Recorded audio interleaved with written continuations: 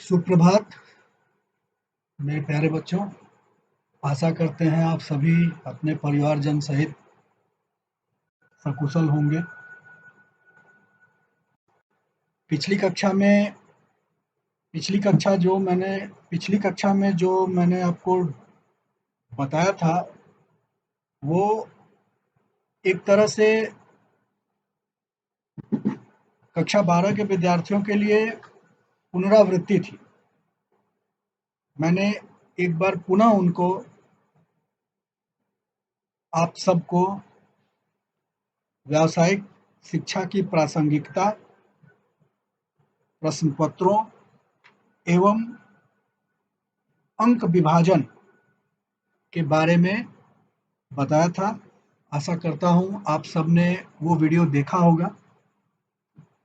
तो चलिए आज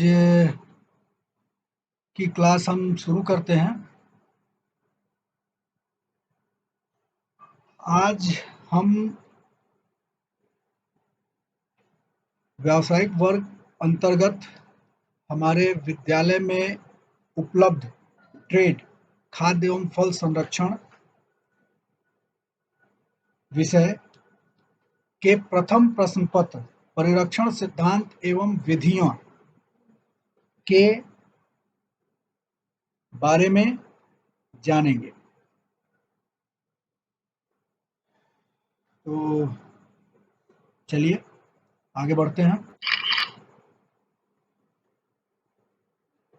जो यह प्रश्न पत्र है इसके अंतर्गत जो प्रथम अध्याय है वो आपकी स्क्रीन पे आ चुका है।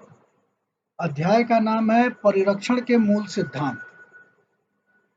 नाम से ही स्पष्ट है कि हम आज उन तकनीकों के बारे में जानने का प्रयास करेंगे जो फल एवं खाद्य संरक्षण का आधार है।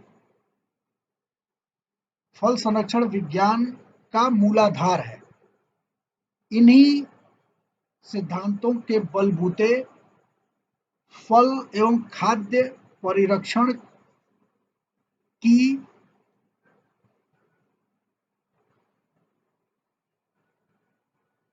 परिकल्पना को साकार किया गया।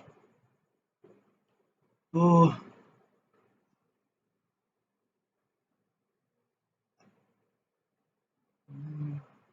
परिरक्षण के मूल सिद्धांत।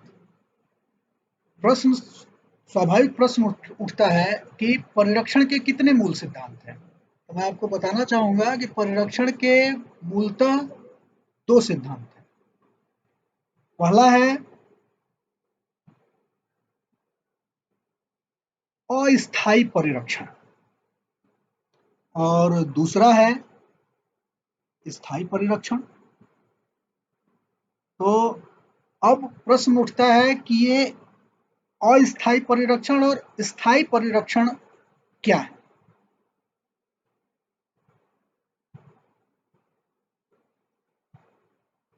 इनके बारे में हम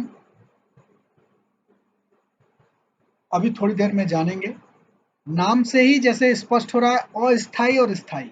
अस्थायी क्या होता है? अस्थायी उसको कहते हैं जो कुछ समय के लिए, और स्थायी उसको कहते हैं जो लंबे समय के लिए हो या फिर हमेशा के लिए।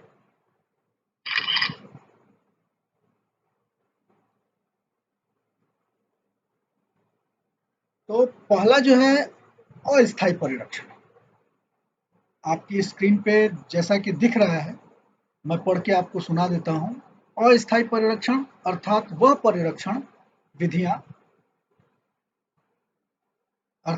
परिरक्षण विधियां जिनका प्रयोग करके हम खाद्य पदार्थों को कुछ समय के लिए सूक्ष्म जीवों से सुरक्षित कर देते हैं। खाद्य पदार्थों को नष्ट कौन करता है? तो खाद्य पदार्थों को नष्ट करते हैं सूक्ष्म जीव। तो हम कुछ तकनीकों का प्रयोग करते हैं और उन तकनीकों के द्वारा हम खाद्य पदार्थों को थोड़े अंतराल के लिए, थोड़े समय के लिए सूक्ष्म जीवों के प्रभाव में आने से बचा पाते हैं। उन तकनीकों को ही अस्थायी परिरक्षण कहते हैं। अब आगे बात आती है स्थायी परिरक्षण, तो वो भी आपके स्क्रीन पे आ रहा है। स्थायी परिरक्षण, स्थायी परिरक्षण क्या होता है भाई? तो स्थायी परिरक्षण अर्थात परिरक्षण विज्ञान की वह विधियां जिनका प्रयोग कर खाद्य पदार्थों को दीर्घ काल के लिए सूक्ष्म जीवों से सुरक्षा प्रदान की जाती है। अर्थात इसके अंतर्गत वो सारी तकनीकें आती हैं जिनके बलबूते पर हम खाद्य पदार्थों को लंबे समय के लिए सुरक्षित कर सकते हैं या उनको सुरक्षा प्रदान करते हैं। अब आगे बढ़ते हैं और जानते हैं कि अस्थायी परिरक्षण और स्थायी परिरक्षण के अंतर्गत कौन कौन सी विधियां आती हैं।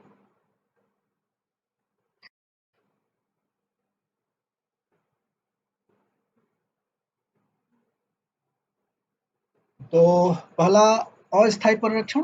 अस्थायी परिरक्षण के अंतर्गत निम्नलिखित विधियों का प्रयोग होता है, जिसमें पहला है एसेप्सिस। एसेप्सिस या सूक्ष्म जीव निरोध विधि। एसेप्सिस का मतलब होता है रोगाणु रहित करना, यानी कि सूक्ष्म जीवों से बचाना, सूक्ष्म जीवों से रहित करना खाद्य पदार्थों को। हम डिटेल में नहीं जाएंगे, डिटेल के लिए मैं अगली क्लास आपको डिलीवर करूंगा। हम अभी यहाँ पे सिर्फ इन विधियों के नाम से परिचित हों। दूसरी विधि है आर्द्रता अपवर्जन। तीसरी विधि है वायु अपवर्जन। अपवर्जन का मतलब होता है रोक कर, आर्द्रता मतलब नमी। चौथा है मोम लेपन। ये चार विधियां अस्थायी परिरक्षण के अंतर्गत आती हैं। अब स्थायी परिरक्षण, तो स्थायी परिरक्षण के अंतर्गत भी निम्नलिखित विधियों का प्रयोग किया जाता है, जो अब आपकी स्क्रीन पे एक एक करके आएंगी। इनके डिटेल को हम अगली क्लास में देखेंगे, अभी सिर्फ इनके नाम से आप परिचित हो जाइए। तो पहला है ऊष्मा परिरक्षण, दूसरा है धूप एवं कृत्रिम निर्जलीकरण, तीसरा है फर्मेंटेशन, चौथा है हिमीकरण, पांचवा है विकिरण।